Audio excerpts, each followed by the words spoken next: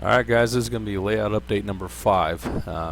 I've had some time on my hands this weekend, finally got some days off after working a bunch of overtime and decided to hand draw what I want to do with the layout. Now, first thing you'll notice is I changed from the E design to kind of an open loop design. I'm not even sure what you want to call it, but it is what it is because I started playing around with some things and I realized something. When I have this table, which you can see here, I'll just zoom in a little bit. This table was 2 foot by 7 foot. When I had this table attached in this section in the middle where it was coming out like an E, I realized that in order to run a loop or in order to really connect anything good, I'm going to lose a bunch of square footage right in here because everything's going to be running from the table out. So there's going to be this triangle here that's just completely unused first off. The second issue that I feel like I was going to have with it is I was going to have a crossover at some point because I wanted things to be able to run out, get some industry here, and then be able to cross back over and go into the yard. So I decided to just cut all that out by moving this over here, and now some interesting things have been able to happen. So ignore all the track plan right now, just look at a couple important features that I'm going to show you real quick to start with, and then we'll go into a little more detail. So right here I've got a 12-inch seam brake, which I'm kind of zooming in a little bit here, so hopefully you guys can see this a little bit better. But it's 5 inches essentially from, well, actually this one's 7 inches from the outside of the table, and it's going to break things up. So this feels like almost a whole nother section of the layout. And when I expand the layout, it'll be going this direction to the left of the screen. So it's actually just going to, for now, run here, but eventually that break is going to keep you, when you're on this side, from looking at the rest of the layout. And also it's going to keep, there's going to be a rise going on. It's going to help kind of break up, the level change that's happening. It all makes sense a little bit. But essentially that 12-inch seam brake is going to run all the way down and curve like right here. And then right about here, just past even with the table, that scenery brake is going to disappear. And so if you're standing here, even if, I expand the layout, if you're standing in this area, watching a locomotive come this direction, pulling a train, it pretty much disappears from your field of view anyways, right in here. But that's perfect because then it's new to view for everybody that's standing on the inside of the layout. So it'll help, kind of make you feel like you're going further distance. This is I did some calculation from the starting point here in the yard. If I were to pull a train out and run it, and do the complete point to point, because again this is an operations layout, so I'm just trying to keep it point to point. But if you were to run the entire point to point and go to the upper level here, and I'll explain a little bit more about where it goes and what it's doing, it's just shy of 2 scale miles. So that's a pretty decent distance for the area that I'm taking up. So to start things out, the yard, I'm going to have a 6-line yard. That's going to be right here. That way it's easy to pull cars off and work on them. And then I'm going to have an engine facility here. It's long enough to have 2 locomotives, actually like 3 locomotives in this format. I don't know exactly what size I'm going to go with it yet, but it's going to be big enough for at least 2 locomotives end to end. And this is just really rough. These don't line up. These aren't actually to scale or anything like that, but essentially I want 4 lines running into it, and then I want it coming out. Now here's the interesting part. I've got an interchange right here, and the interchange is going to be with really any railroad I decide I want to use. It'll most likely be Union Pacific because they're very close to Kansas City Southern and the Kansas City area. And so this interchange is going to be a good way to, and you'll see in a minute, I got some industries that don't loop. They don't actually have a place like to start and to end, which I know really helps with operations, but this is how you overcome that.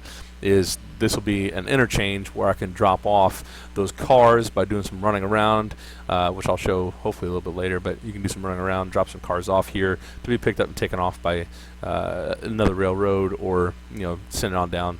Maybe that's the line heading out of Kansas City. So, but essentially I got an interchange line there that just dead ends off it doesn't really dead end, it just continues on from the end of the layout. So feeding out from here, when the engine facility comes out, this is going to be considered the main line for the Kansas City Southern, and it's going to branch off initially to go to the General Mills facility, which, interesting enough, General Mills facility is right along the bluffs in Kansas City. In the I wish I had an easier way to show it to you. Maybe I can pull up Google Earth here. Yeah, perfect. Kind of got in the right area. Okay, so this is a big bluff right in here. It's 80 foot, 90 foot, something like that, and so it makes everything feel like it's really, pushed up against it. And when you're driving along this roadway here, which is Gardner Avenue, the closest you can get to it, it looks like this facility right here, which is a General Mills plant.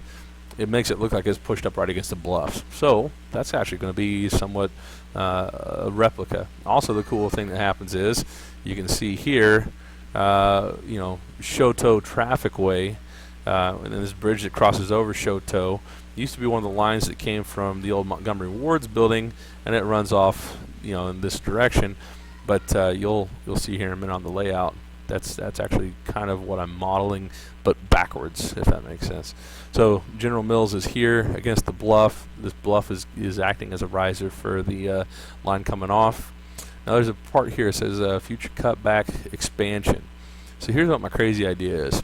So I've got a viaduct here that's running over to allow these lines underneath to go to the General Mills, and there's two bluffs, this one and this one. And so this line will branch off. It's going to go to the Rock 10 Corporation, where they have big old paper rolls, and so there's going to be some boxcar activity there that I can use. Is kind of a long way to get to the last industry on the line, but it kind of helps with operations, give people a little bit longer to run and a little more to do. This line here is going to essentially dead end. It's not drawn very well, but this bluff is going to continue all the way out to here. Now what my idea is that there's going to be a switch, probably right here halfway, and the switch is going to branch off to the north and the west, and it will go up onto the shelf layout. This is going to be, the rise will hopefully get me close enough that when I do the switchback, it's going to get me almost all the way up there. So this line would continue all the way to the end, so I can get the full train, which it's really, I say full train, but I mean we're talking probably 10 cars max. They're gonna be able to get up there, but that'll make for some interesting switching operations. And that will go back up to the shelf layout, which if you've seen the other videos, you know where that shelf layout will eventually be. So that's just some future planning there. Okay, coming back down, the viaduct is again it's just for this raised portion. I have a siding on the main line, just so I can run trains around each other, and that'll come into play more when I build the shelf line. But it's also good to have now. You can kind of stage some stuff up there, and it'll be interesting. So coming out of the yard, there's a couple options when you come out of the yard, and it's going to look a little confusing, but you'll understand why I made it this difficult. As you come out of the yard, the trains will be, their main line would be to join into this main line and head on out of town. But they can also pull into here, and we have basically how do I explain it? It's basically, this is running from Kansas City to Independence is what this line is going to be doing. Now, the first place it's going to stop is this is going to be, I'm going to try to model this after the Fairfax plant and get a couple of the buildings that are similar to the Fairfax plant, which is actually in Kansas City, Kansas. Like it's kind of confusing how this all works, but just trust me, it'll be cool when it's done. Got a couple lines here. We'll be picking up automotive stuff. And then as you come down this branch line, I decided, you know what, we want to switch back the opposite direction just to make it a little more difficult. That's just how I like to do things. So we're gonna have some car parts here that you're able to pick up and service the and there's a KCT. I don't know if you guys have ever heard of it, but it's a small maybe class 3 railroad in the Kansas City area. And the KCT, would be a interesting one to throw in there because they were still around in the 1980s, from what I understand, and they could do some of these short hauls to, get stuff to the Fairfax plant. And be a little bit of a switching operation, and there's some running around that they have to do, so it'll be interesting. Also here I put a trolley house. I hadn't, was talking to my dad about this, and we were thinking about putting a trolley on here to service the Independence side of stuff, and this is essentially right here going to be downtown Independence. and got some shops. Probably have like Clinton's Ice Cream and buddy of mine's business, funeral business in there, some stuff like that. I can have the county courthouse, Jackson County Courthouse, some parking, some other businesses back here, fire station, train station, and all those things will be prototypical stuff. There's a lot of stuff I want to model, but I'm going to try to keep it down to this.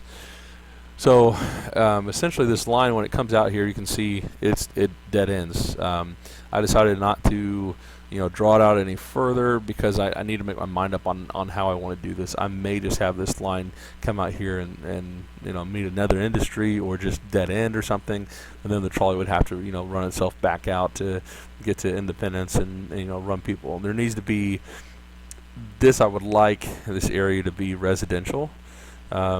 Just so maybe the trolley's running through an older residential area to pick people up, run them to work, that kind of thing. So this line that comes from Fairfax will run around and it'll run into the lumber mill.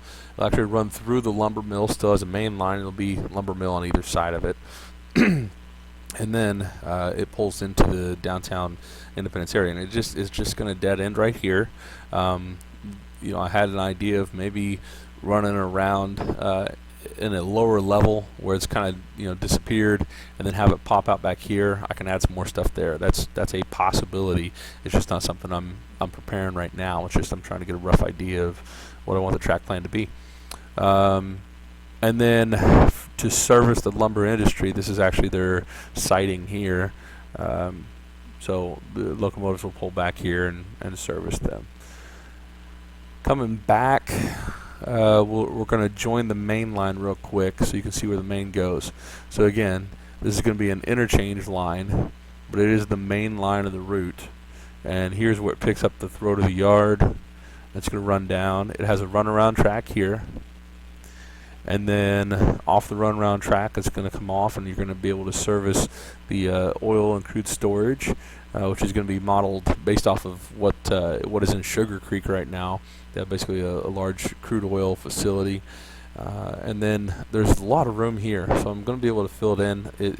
I don't know if I want to do more residential or what exactly I want to do, but it might be interesting for maybe the trolley line to run through there and pick people up and have to get them to Independence. Maybe that's going to be where a lot of the workers are for the Fairfax plant as well, and so it's got to run back and forth between Fairfax, the residential, and then downtown Independence. I don't know, just got some things to play with there. Not sure what I want to do with that line. So the main line will continue around, and there's going to be a well pump house up here, and I thought about doing maybe a water treatment plant, here on this side of Independence, and so they would need maybe a couple chemical cars. So I could maybe drop a line off of here to just run on a small siding off the main. And then the main will loop around kind of on a ridge. You can see it says city footprint. I got this really rough line around the outside of Independence, and this is just basically showing what's going to be modeled city. The rest of it's going to be looking very treed and I don't know, a little more, I don't even know what you call it, but just it'll look less city and more rural. So the main line will loop around. Haven't decided what I want to do here as far as, there's a lot of room. I could easily, pull a line off and have a small industry here, and maybe something that, is an endpoint for something else that I've got, like, General Mills or something. Maybe this is actually where some of the farming operation is, so you have to get, the grain from here all the way up to them, which would require a lot of interchanging and going through the yards and just be a lot more difficult. But that's the fun part of it. That's why this is I'm trying to build it more of an operation layout where you have to think and you have to, make it function.